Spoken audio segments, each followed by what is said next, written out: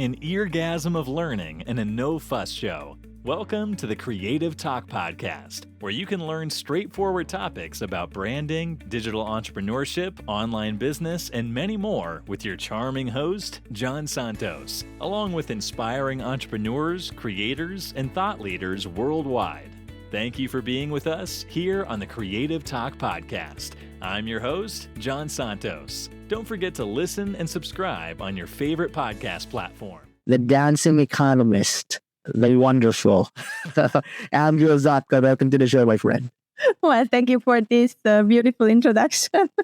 It's great to be on your podcast, and hello to all the listeners wherever you are listening. I said this off cam and I'll say it again. It's a blessing to have you on the show. I'm, more than a fan. I believe in what you're doing. And that's the reason why I'm excited for this episode. I know you're going to be helping a lot of people, our listeners and viewers out there. So, Andrea, I'm intrigued. Before we start the conversation, I'm intrigued. Why the dancing economist? That's unique. That's very unique. And for everyone listening and watching on this episode, guys, Andrea sent us a picture that will be used for a poster. And it's just amazing. I'll be posting it on our social media account too, for everyone can see what I'm talking about.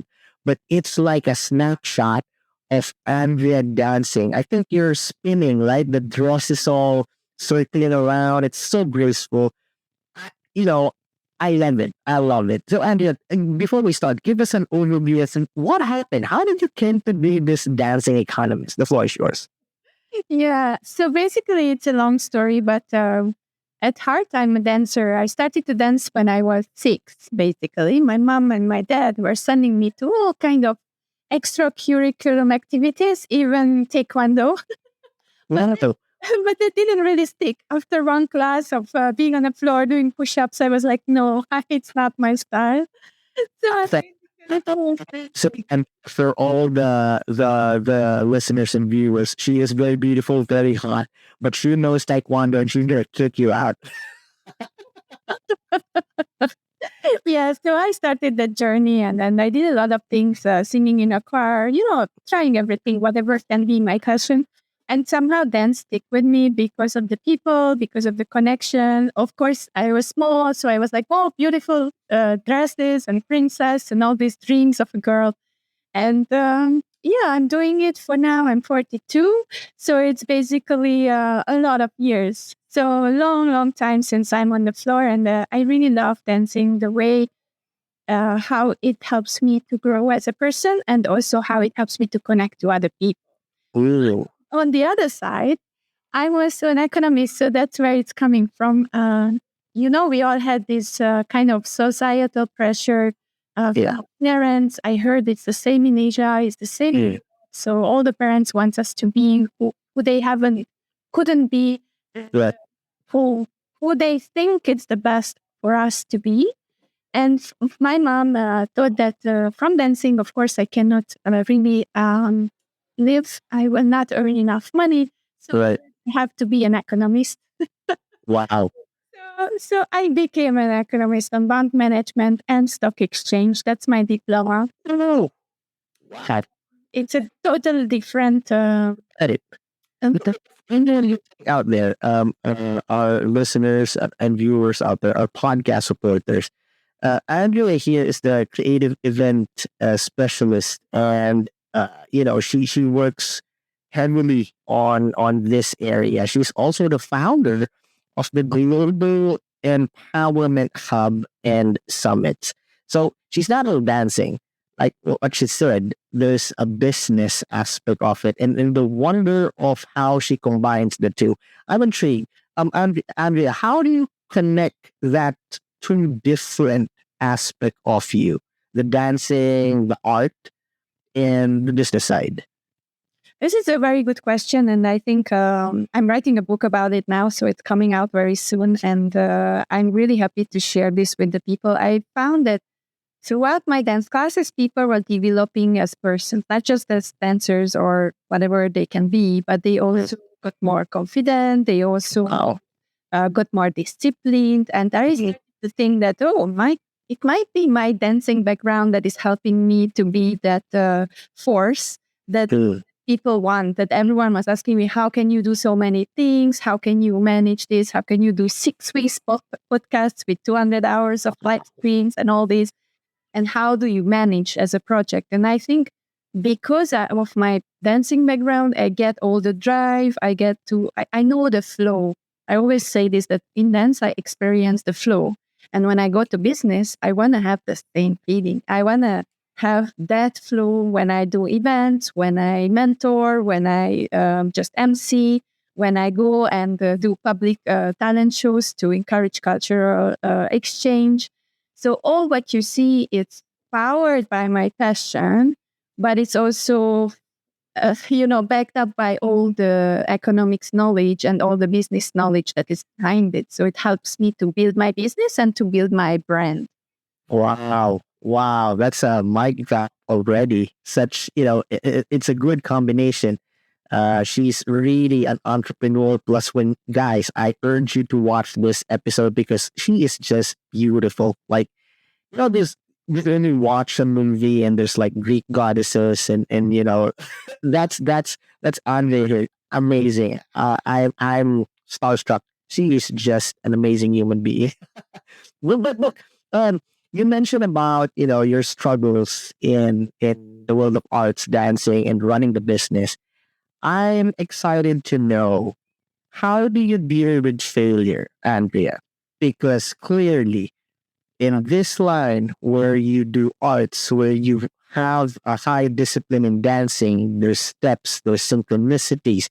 Running a business, it's a very clouded place. Your body, your mind, and soul will get tired at some point. How do you deal with challenges and how do you deal with failure? The floor is yours.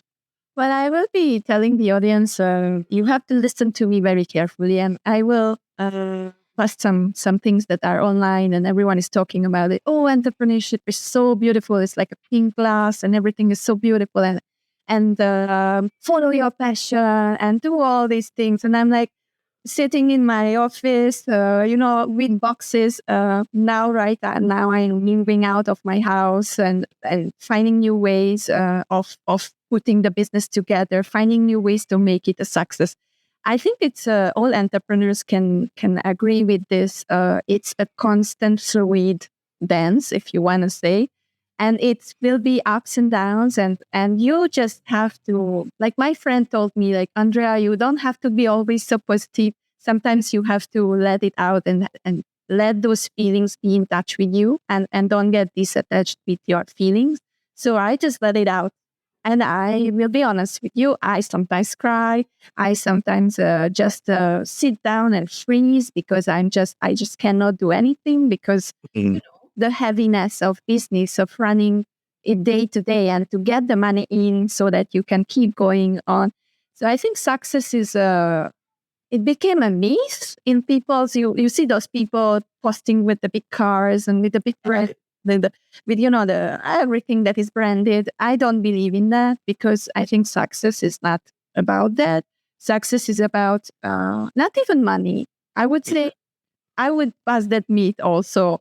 I think it's not about a lot of money. I don't want to be right now a millionaire. It's not in my on my vision board. I just want to have constant income from month to month so that I can grow, right? So we have to be totally honest with ourselves and not start with this dream that happens to someone who already has some backing. Never forget guys that you see online who have millions of followers, and research showed that it's people with backing, with connections, with a father, with a mother, with a I don't know who is already up there. And then it's easier to get followers. It's easier to build a business. So if you don't realize that, and this is how I didn't become a diplomat. I told it to everyone because I went to the Philippines many times and I'm working with the Hungarian embassy there. Right. I was like, you know what? I always wanted to be a diplomat when I went for my bachelor degree. And then someone told me, a teacher, that Andrea, do you have some friends on high places? Do you have a family member who is already a diplomat? And I told no. And then he told me very honestly, sorry, then this is not for you. So I have to tell you that if you don't have that, it's a slower climb up, and you really have to put in the work, and you will not see the millions of dollars, and Yeah. you will see it with an effort, Right. with the years, the work put in. Love that. Love that. And with all the with all the challenges that you've encountered, you mentioned a while ago ups and downs, the discipline that it takes to run a business, to do coaching. And by the way, for all the listeners and viewers out there, our podcast supporters, Andrea here just finished a class. And then after that, she jumped on the show. So that's how busy her day-to-day, adventure is. Having said that, Andrea, I know that all of us, you mentioned this a while ago, all of us get tired. How do you deal with stress? This is on top of the questions that we're focusing. But being an active entrepreneur, working with arts, running a business, dealing with people, coaching, helping people, how do you deal with stress? The floor is yours. I think one thing that it's good to really develop is your patience. In business, you need to be super patient. So I'm blessed because, or my personality is the patient peacemaker. I'm a Virgo. I'm really like the definition of a Virgo. So this is helping that I'm a bit more calmer. I don't really get out of my place. I don't get angry so easy. But talking to the introverts and the sensitive empaths out there, I am really, really sensitive, and I don't do well with insecurity. So imagine a risk taker entrepreneur and Andrea who has some good with insecurity. That's a bad combination. It's not a combination, but I have to tell you that because of my background, I turned my introvert self into an extrovert. So I can switch to become, and when you look at my pages, my social media, you might also think that I'm an extrovert. Right. I for some reason, because of the stage, because I was constantly when I was a kid in front of other people. Yeah. To speak, it helped me to be the person on the stage that I want. Doesn't mean that I don't have stage fever. I always have that feeling coming up, but I can somehow rotate it back and create an energy from it, which will also go to the audience so they get hyped up, and then everything in the event will be a little bit different. So I think it's very personal. If you are a risk taker, an extrovert, for you, taking stress will be a bit easier. But it will also hit you hard. Yeah. Faster, right? Right. An introvert like me, it will be slow and painful, and you would need to find ways to release it. So I started meditation, super hard for me. I'm a super hyper person. So just this year, I learned how to stay in one place for 15 minutes. Without moving. That is a really big challenge for a hyperactive person who was moving all the way. So that's starting now. But I have to dance it out. So you have to find out what works. For me, movement is releasing anything. That's my place. That's my peace. Oh, I love that. Now let me focus on that word that you mentioned, Andre, about finding your peace. That's self-care, taking care of you, your core before anything else. I want you to focus on that. Any advice that you can share our listeners and viewers, our podcast supporters out there in focusing on taking care of yourself first, making yourself a priority before anything else? The floor is yours. Yeah, I think it's also part of my methodology. So in my book, I have this 8-path step that I'm trying to help people in business, in life, to try to put together a very strong core. That's what you mentioned also, the core, the strength. So you start with well-being first. A lot of monks, a lot of people told us already that without your health, you cannot really do anything. So I believe that's the core. You don't have anything else before that. And then you really have to put together the skills, like when you build muscles or when you learn the steps in dance, is the same in entrepreneurship. You need to learn accounting, you need to learn a little bit sales, I love to be hands-on. So I was myself in the studio. I was myself sitting there for hours. I was myself live streaming. I like this because then when I have a team, then I can teach them better, then I can coach them better and lead them better. So skills and the strong core mentally help also the body and the soul. You really have to put that together. Very good word, healthily. Like putting the mental health and the health together healthily. So I need to trademark that healthily. so mentally and healthily, we will be totally fulfilled.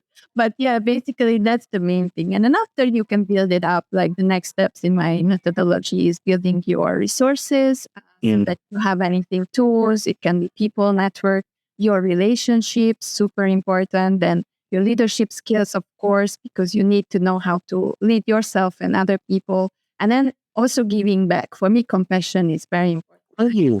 My three columns are passion, profession, and compassion, because you need all the three to be able to be driven.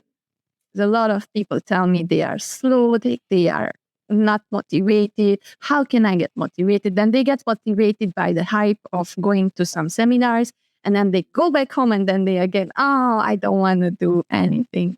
Or they just procrastinate, or there's the imposter syndrome. So start with yourself by just simply finding your supporting columns, first in your health, then spiritually, then how do you deal with stress, then make sure that you have your relationships, your network, build it out, build resources, start slow, don't spend a lot of money at the beginning of the business on tools.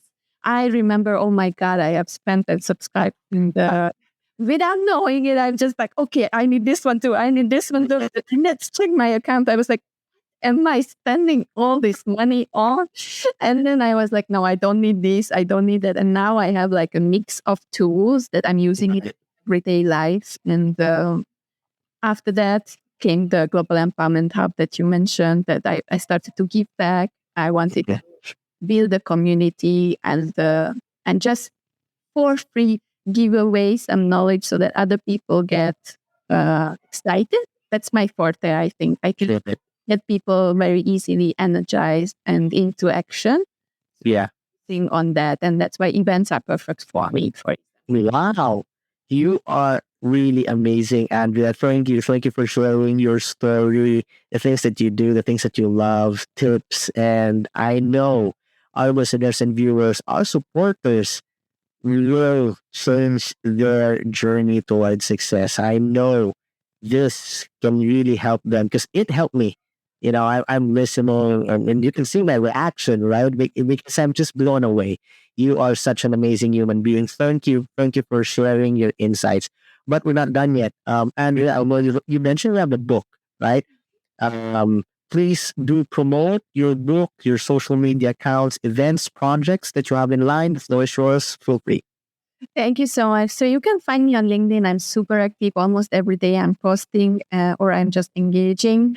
And my book will be coming out in December for Christmas. So it's almost done. It's Finding Your Rhythm in Life and Business with the Dancing Economist. And I would like to show people how they can dare to dance their way, because there is so much things out there, how you should do this, even me, I'm talking to you, but you have to think back. It's not what is working for me. It might not work for you. Yeah, exactly. Find your way, your passion. If you like football, if you like swimming, if you like playing chess, doesn't matter. You can all combine this passion and put what you learned in your passion to fire up your business, and it will always push you towards success. I think that's something very important. And the second, if you need mentoring, I do a lot of mentoring. I have like a young rep guy in Malaysia. He wants to be the Asian Eminem. So I'm trying to help him to succeed and to get together his brands, do this one step at a time. I do fitness classes because I just want entrepreneurs to know that the body and the health is super important. I do events. So if you need event help, then please reach out. And I'm also focused on cultural information because I have been around Asia and I'm also coming from the West. So I kind of started to understand they're making a lot of mistakes. Yeah, right. Yeah. But how you can deal with in different environments around the globe. And would love to share my learnings and experience if anyone would like to. All my phone numbers, email addresses are on LinkedIn. So don't be afraid. Just hit me up, write me a message. I'm really happy to help everyone. Wow. Thank you. Thank you for everyone that is supporting the podcast. Please do connect with Andrea. I'm sure she can help you in your journey towards success. Again, my friend, I'm a super fan. This is a blessing to us. Thank you. I said this off cam and I'm going to say it again. Thank you for spending the time to be with us here on the show. We love you so much, Andrea. Thank you. God bless. Thank you, Jan. And thank you, everyone listening. An eargasm of learning and a no-fuss show. Welcome to the Creative Talk Podcast, where you can learn straightforward topics about branding, digital entrepreneurship, online business, and many more with your charming host, John Santos, along with inspiring entrepreneurs, creators, and thought leaders worldwide. Thank you for being with us here on the Creative Talk Podcast. I'm your host, John Santos. Don't forget to listen and subscribe on your favorite podcast platform.